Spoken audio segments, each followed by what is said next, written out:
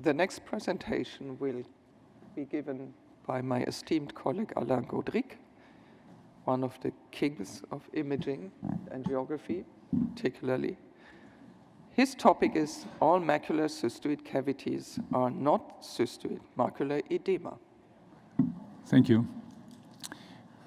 Here's my financial disclosure, none of them being related to the subject of this presentation. Edema is an abnormal accumulation of fluid in the interstitium. In the retina, the intercellular space is virtual.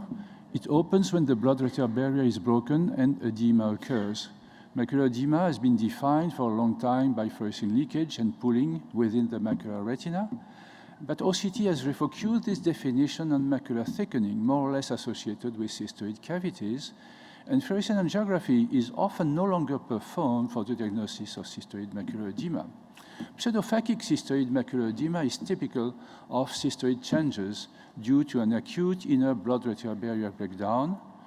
And cystoid changes and macular thickening are well revealed by OCT, showing cystoid cavities in different layers of the retina, often associated with a serous retinal detachment. Interestingly, both superficial and deep capillary plexus density remain normal in pseudophakic cystoid macular edema during and after the edematous episode. It's not the case in diabetic macular edema, where the macular thickening is irregular, where the cystoid spaces are associated often with lipid deposition, and where capillary dropout, both in the superficial and the deep capillary plexus, is always associated with cystoid macular edema. Cystoid macular edema with leakage occurs in diseases as different as, for instance, macular telangiectasia type 1, or epiretinal membrane, or retinitis pigmentosa, or macular new vessels, or rare peripheral exudative hemorrhagic retinopathy, but also in many other diseases, and treatment will be adapted to the cause of cystoid macular edema. In other diseases, cystoid spaces are present on OCT without any leakage on fluorescein angiography. In this other case of epiretinal membrane, the cystoid cavities appear without leakage on fluorescein angiography and will resolve after epiretinal membrane peeling. In myopic foveoschisis, it's well known that cystoid changes are related to a tangential contraction of the posterior vitreous cortex or an epiretinal membrane at the retinal surface. The mechanism is different from retinoschisis by optic disc pit, in which it is thought that there is an infiltration of vitreous fluid in the outer retina. Many retinal dystrophies are also affected by the presence of cystoid changes, of course, in X-linked retinoschisis, which is due to a mutation of the RS1 gene, but also in NS-Cone syndrome and in a recessive autosomic Best1 mutation, in which these obvious cavities are not filled with fluorescein at the late stage of the angiography. In chronic CSCR, it is not unusual to observe cystoid spaces in front of areas of retinal pigment epithelium atrophy without any pooling of dye in these cavities.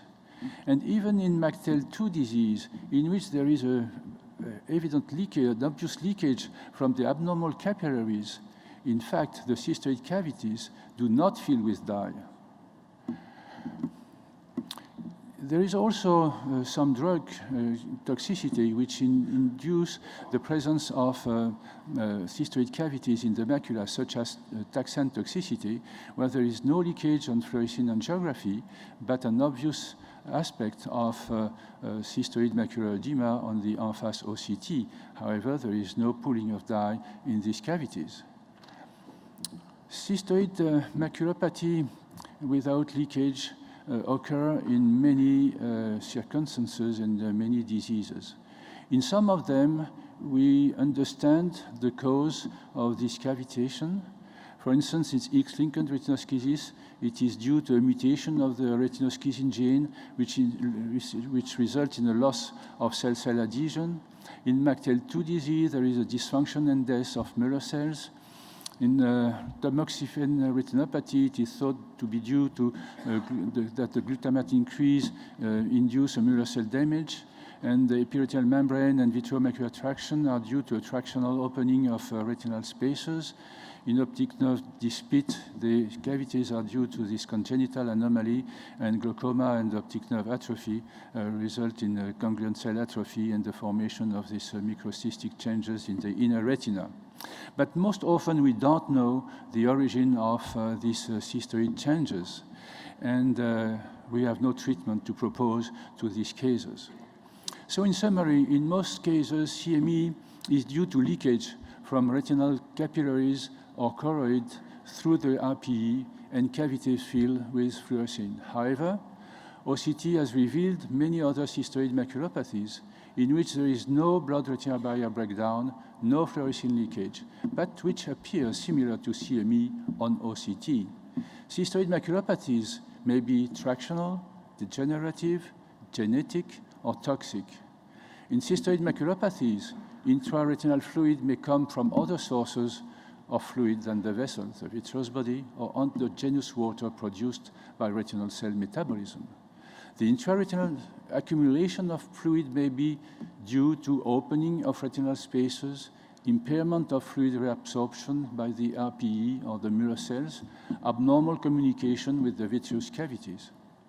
So the take-home message is that the diagnosis of cystoid swelling of the macula can be made on OCT alone, but only fluorescein angiography may differentiate vasogenic cystoid macular edema with dye leakage from cystoid maculopathy without leakage.